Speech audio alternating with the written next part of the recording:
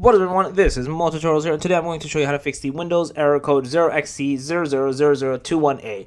So this is an error code that says your PC ran into a problem and needs a restart. So I'm going to show you what to do to fix this. So basically, before even going into the Windows, if it even lets you go into the Windows itself, what you want to do is essentially get into the troubleshoot setting page, which is by clicking into advanced option, then clicking into troubleshoot, then advanced option again, and click into the command prompt, right? That's basically what we're going to go into. In there, we're going to type in two commands. One of them is sfc /scan now, and you're going to basically let this process run.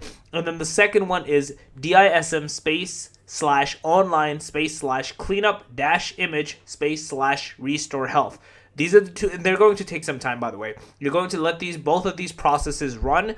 You're going to then basically enter into either safe mode or basically normally into your Windows, and then you should be good to go and not have this error persist any longer. You can restart it after that and then go back into it normally, and you will not get this error basically persisting any longer. So yeah, that's basically it. If you guys like the video, please thumbs up. Got in channel, make sure to subscribe, click that notification bell. More tutorials out. Peace.